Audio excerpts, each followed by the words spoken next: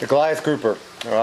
Just in case you guys are aware, they were trying to get the Goliath grouper to actually be harvested in the near future here, but it didn't pass. So we're gonna sit here and talk about it, guys, because it's kind of, to me, it's kind of important that they do put a harvest on them per se. And there's a lot of things going on that I don't know why it didn't get passed, but I'm kind of curious to hear what you got to say. I know Brett from the Snook and Game Fish Foundation here, he's more into the knowledge of it. And why don't you go ahead and start off, Brett, with what you got to say about that? Well, like you said, there was a FWC commission meeting in Fort Lauderdale this past Thursday, and the whole morning was dedicated to a presentation about Goliath grouper and a discussion about whether or not this fishery should be opened up for some type of a limited harvest. So this actually is the culmination of a year-long kind of trek by FWC, that actually longer than a year, but in the past year it's really heated up.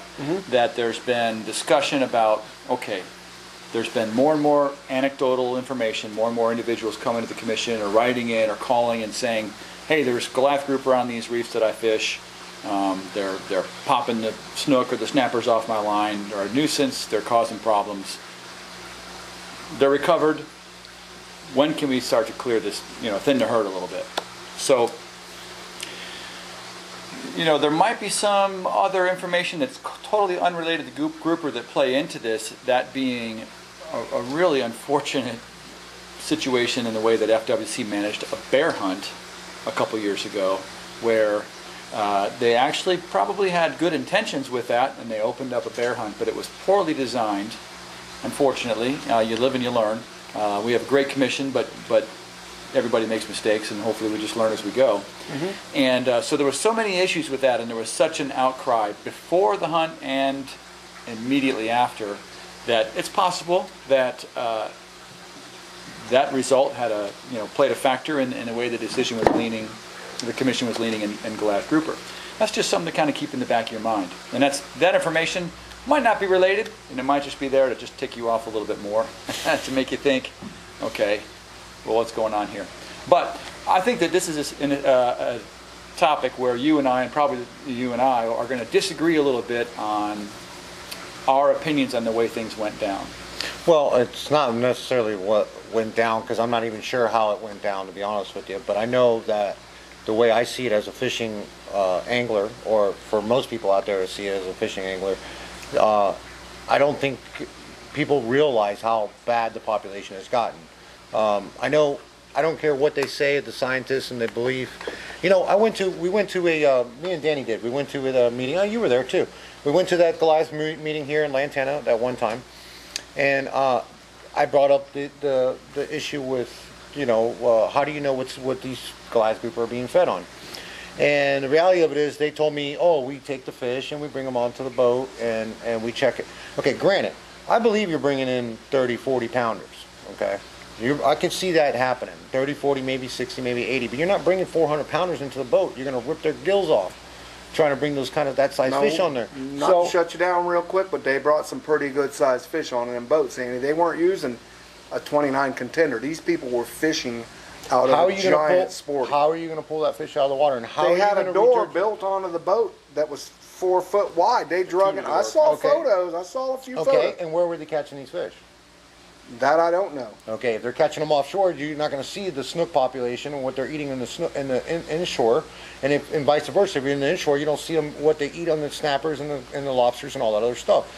So you can't just take a 400 pounder from one area and expect not to see the damage of what's going on around, because Goliath grouper are being inside and outside, and you're not really seeing the true damage that it's doing.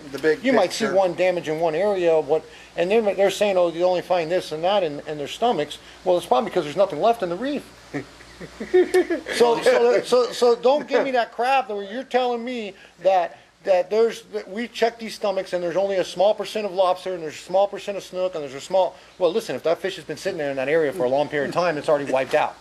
Okay, so that speaks to a point though, and that is we don't know, right? We don't know what those fish are eating.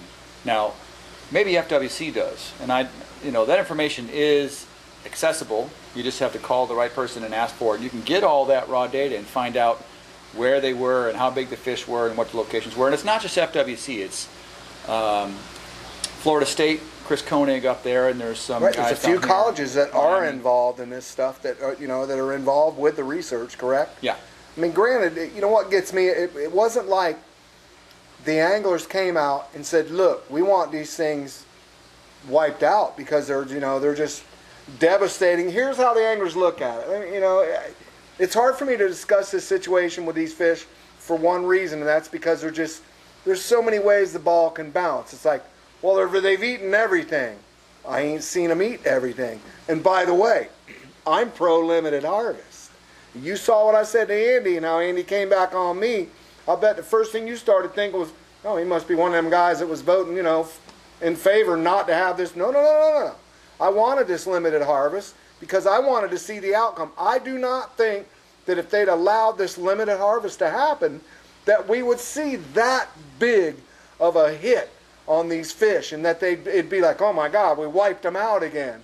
If you harvest 400 fish and there's 10 or 15,000 of them, that ain't a big no. And I want to bring something up because that's just an opinion. This is how I look at it. But I wanted to see it happen because we know good and well if we would have done a limited harvest and they'd have allowed this to happen and harvested 400 fish, then I'd have liked to say to the researchers, can you get back with us in a few years and let us know if the numbers are still rebounding, so that we could take, if they say, okay, I don't even know how many they say, there's this many of them.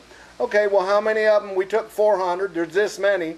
And now, believe it or not, we're seeing a lot more juveniles around. Well, okay, they're starting to make up for the ones that we harvested.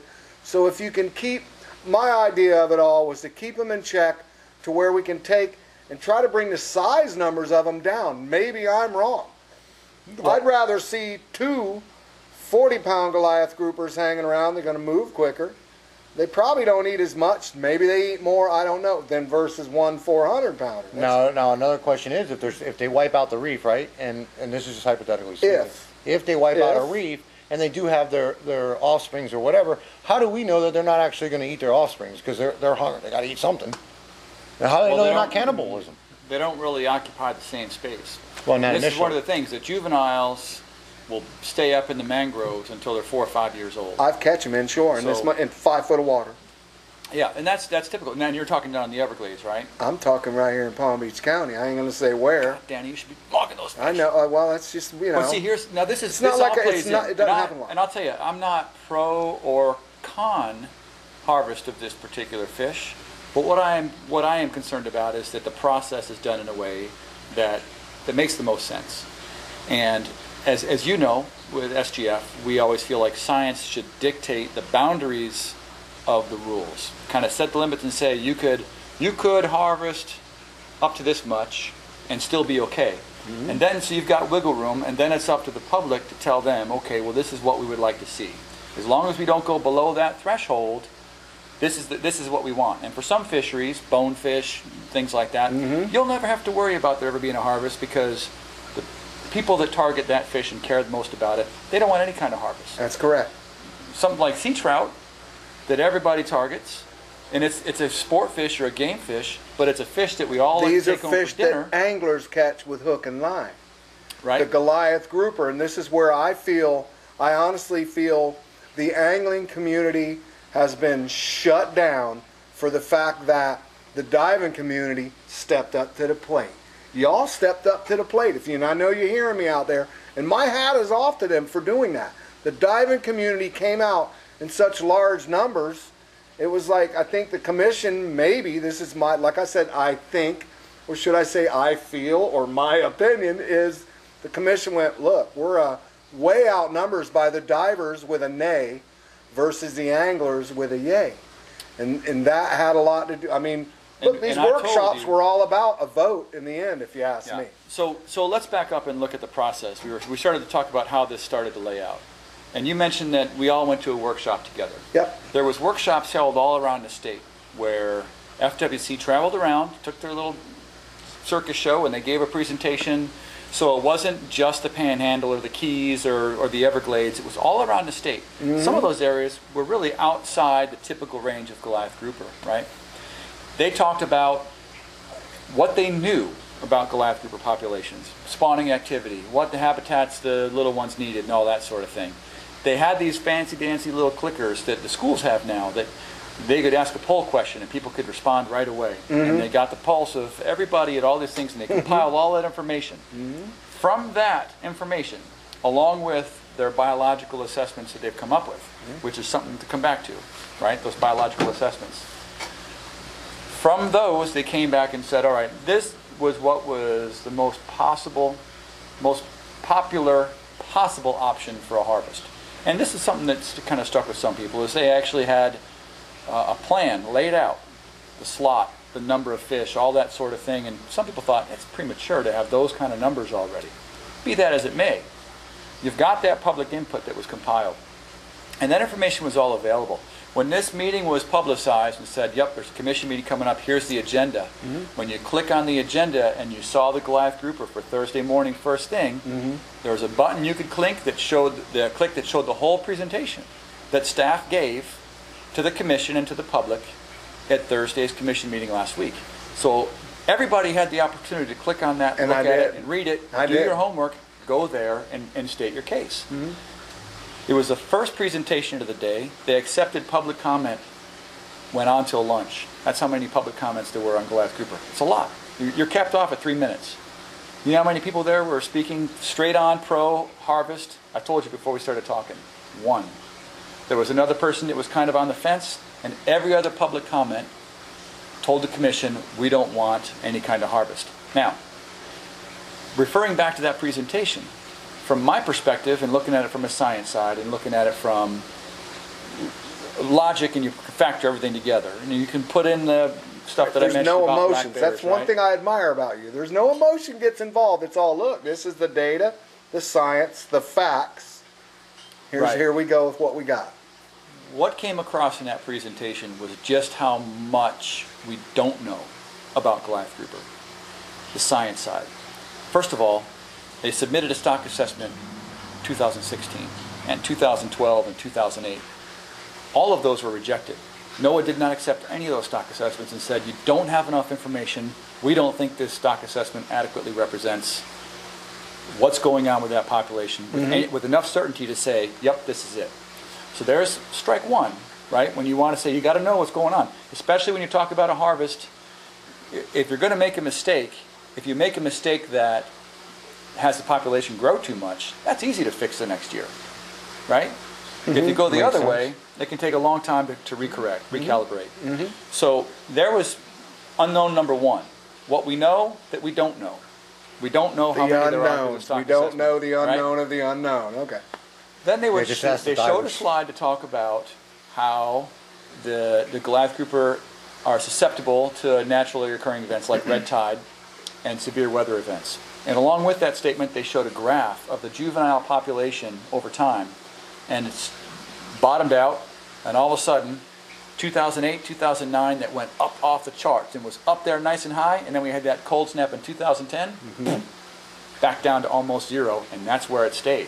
So how they capture that information, they go out, they sing that, they hook and line, they do dockside surveys. It's a difficult number to reach without a harvest. That was one of the pro-harvest arguments, is we can get information by being able to look at these fish at the dock. That's the whole, when I looked and went, okay, well, you really don't have the information. We don't know enough about this fish. You want to learn about a fish? You do what I do. You go out and you put a hook in it, you get it into the boat, you cut it open, you see what's in it, then you give it to the researchers, just like we do our snook carcasses, and they take the otoliths out, and then the research. That's why I said, when people ask me, what's your opinion? You know, I have the news people come to me, what's your opinion? My opinion is, if you want to go do the harvest, you give that fish to the researchers and let them have every bit of it so they can learn as much as they can about it so that we know where we stand. Maybe they should have gone, I think they should have backed up and said, you know what, we're going to come back to you on this, folks, which maybe they will, I hope they do, and say, maybe we're going to go for a smaller harvest. Because we need the bodies for research. You can't do research on a live human being. You can't. You cut one open, you're going to get more out of it, man. That's just, that's me. This is true. So what it all comes down to for me is, I don't have a problem with the way this particular situation played out. I think FWC played the only hand they could. The science was uncertain. The public comment, well, over the years' time, when you looked at the public comment, the dive community and the environmentalists were overwhelmingly against harvest. Recreational fishermen, it was about 50-50. It wasn't overwhelming. There was a lot that said, yes, we recognize the value of these fish in the water. We'd like to catch them as well. And there was a segment that said, there's too many, they're a nuisance. Well, that too many could be in just in certain general areas and not overall your whole entire state though too. But I'm telling you, in this area in West Palm Beach County, they are overpopulated. I guarantee you, every time you go out there, I think, see, this is a touchy-feely thing for him. Yeah, there's a bunch of them, but how can we say they're overpopulated? Andy, they when we were in that meeting and they did their presentation, they showed us how the migrations move north to south into Palm Beach County. They do their little thing, and then the majority of them go back to wherever it is they came from. They come here for the spawn. Okay? Yeah. Now, if they're doing like the snook, I know after a spawn, boy, them snook like to eat.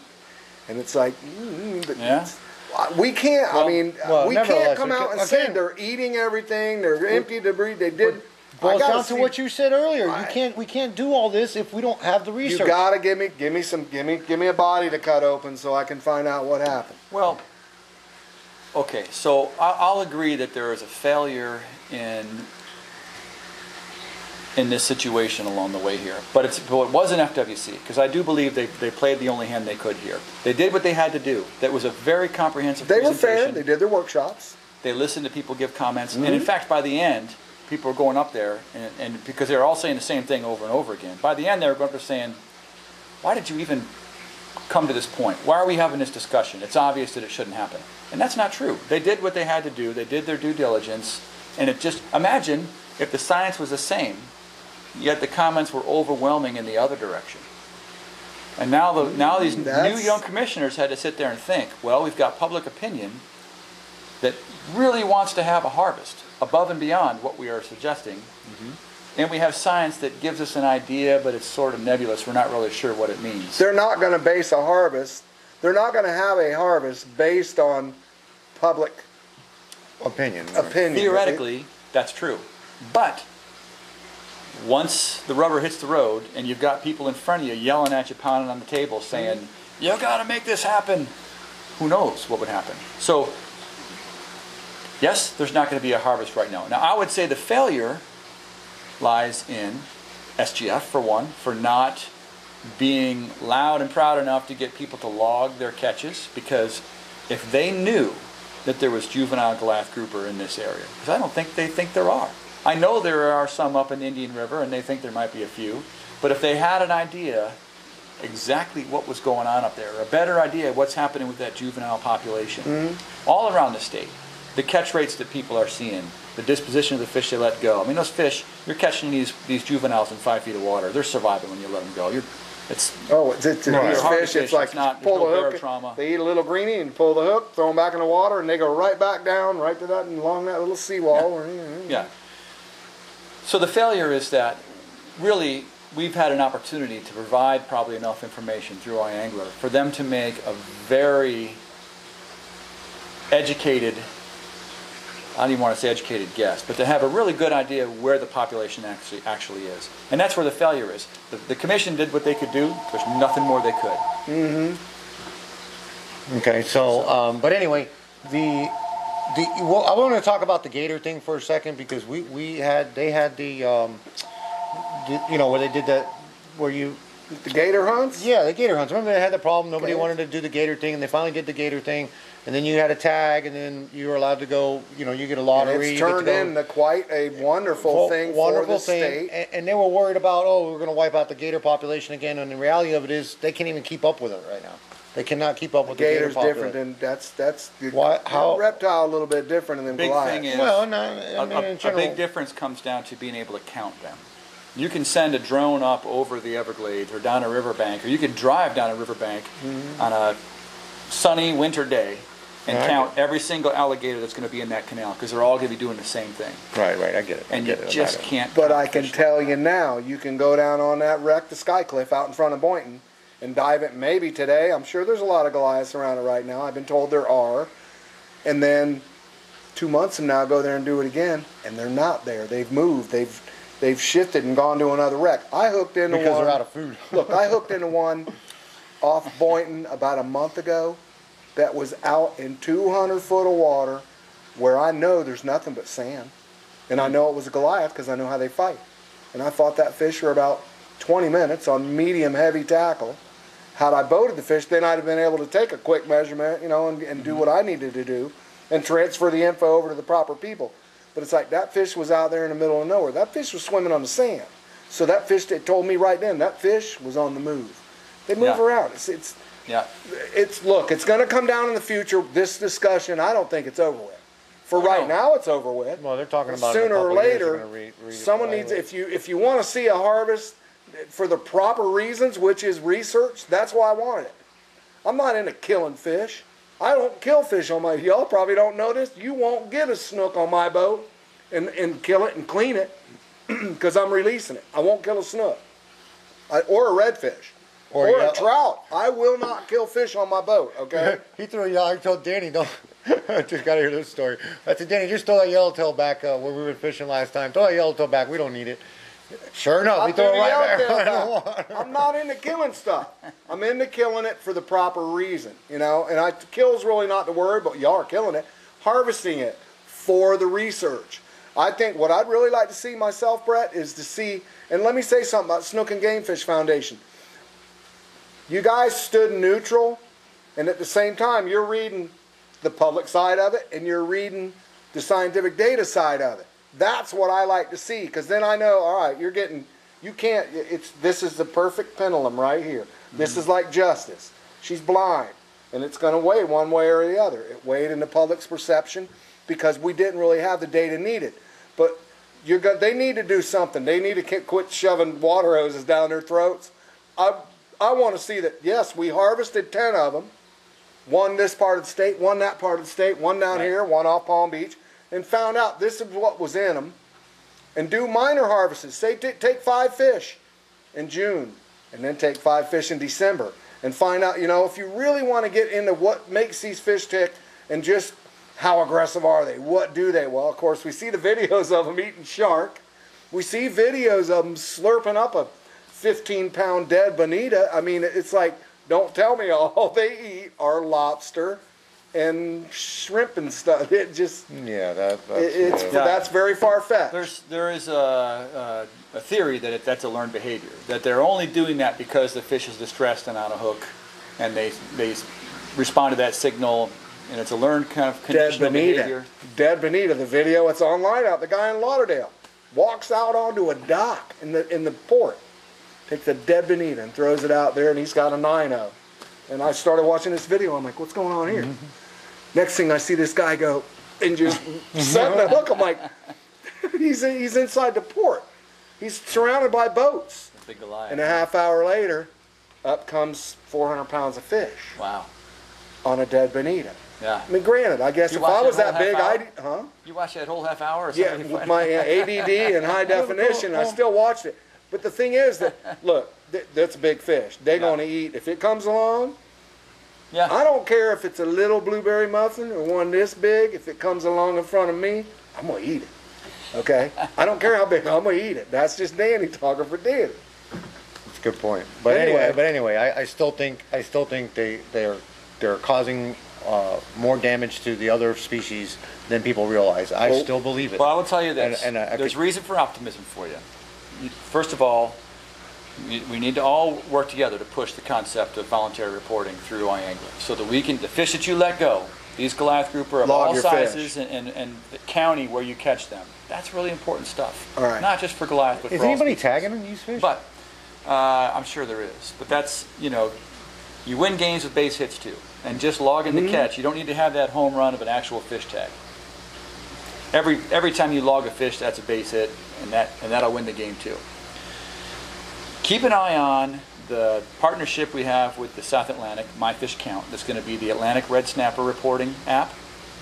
That's a voluntary app, but that's something that's designed in such a way that could be morphed into some type of an electronic tagging system that could work a la alligator type tags, but for Goliath grouper or other species. Same thing with our partnership with FWC in the Gulf side with their snapper grouper complex reporting. Between the two of those, that's 2.5 million anglers that will be exposed to the concept. Within a couple of years, we'll have electronic reporting dialed in to the point that if we can improve the science, if we can get some data in between now and then, and it shows that there's room for some type of a harvest, we'll be able to have the tool to implement it, and I think you'll be in a lot stronger position to state your case. Not an easy task, but Not an easy task, but you gotta nothing start good is somewhere. easy. Not that hard anymore. We're moving in that direction. All we need to do is... You got more people perform. fishing. You know, it makes me wonder how many people catch small Goliath groupers. You hear about it constantly in St. Lucie, in the St. Lucie River, right there in Jensen Beach Causeway, Yeah. the Stewart Causeway. I hear about these guys at night. Yeah, man, I caught 4 Goliath grouper last night. Had to be between 20 and 30 pounds. And I'm like, you telling me there's no juvenile group and Goliaths around? They are around. But in the stock assessment shows that there aren't any. So the value of those fish being logged is massive. It's all Especially about if they do it logging with fish. a photo. You know, All about logging It's fish. all So let's about close- logging your fish on iAngler. Go ahead and close it out with your iAngler there, bud. So you can download the app iAngler in your Google Play or Apple Store. It's free. You can visit the website iangler.org, and if you want to learn more about it, you can go to snookfoundation.org and look in the info, and that'll walk you through the process step by step. And we'd like to thank Brett Fitzgerald from the Snook and Game Fish Foundation and Captain Danny Barrow with, Florida Guides Association. there you go. Good debate, guys. Well, hopefully we got Well, another we one ain't for you done next with week. this We're not done yet, but we'll come back next week and we'll get another discussion going for you guys. Week 9 of metal testing here. This is week 9, guys. So it's been a little over 2 months. We're testing these metals here. Right, we're going to show the lead. Looks like the rope has more mildew on it than the lead, Brett. Check this out. So I was This here is the the first- day you put them in, but I haven't seen it since. Yep, So that's- lead looks like it's... Like I can throw right back on the shelf to sell it. I'm sure you will. This is actually showing a lot of allergy on it now. Now we looked at the tip last time. It's pretty dull. It's starting to corrode pretty good now. So tell me again, is this fresh water or salt water? No, it's salt water. Okay. It's salt water, and in the facility, I try to keep it filled up on a weekly basis as a drink. I just put regular fresh water back in it because the salt doesn't dissolve, just the actual water. And this one is aluminum. That was galvanized there, guys. You can see what the damage it's done to that. Now this is aluminum. It's still got the allergy build. You start seeing some rust stains now. And you this, see some so oxygen. these, if I can't remember looking, but there wasn't any Nothing on them. corrosion or anything on Nothing them. on them at all, at all. And this is the interesting one, the stainless steel. It's almost like I could actually just wipe this down with a rag and put it back. I hate to wipe it down and try to get all that, but that green stuff, that looks like you can wipe it down. Let me check this out. Look at that. Yeah, I mean, that looks like brand new. you sell that Brand one too. new. All I did, it's been sitting here for this is the first time I've actually wiped this stainless steel down, and it looks like I can actually throw that back on the shelf. Yeah. So that's interesting there as And what well. was this one? This was galvanized? That's the galvanized, yep. Why don't you wipe this one off? All right, let's wipe this one off and see what we got here. There's a lot of pitting and corrosion there. Look like the aluminum. Let me get a better look into that. The stainless steel, there's no reason to zoom into that because it looks brand new. Yeah, that's pretty interesting. It's pretty scary how that stainless does what it's supposed to do, and you know that Let's try to wipe this aluminum off here and see what happens here. But this is that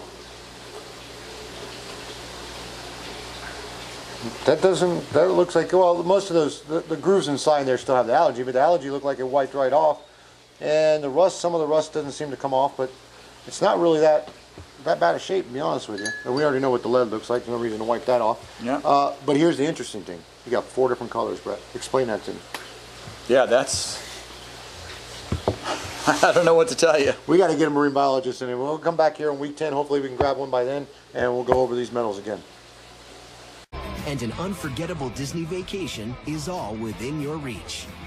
And right now, you can create a 7-day package, including a select Walt Disney World Resort hotel room and theme park tickets for as little as $75 per person per day for a family of 4.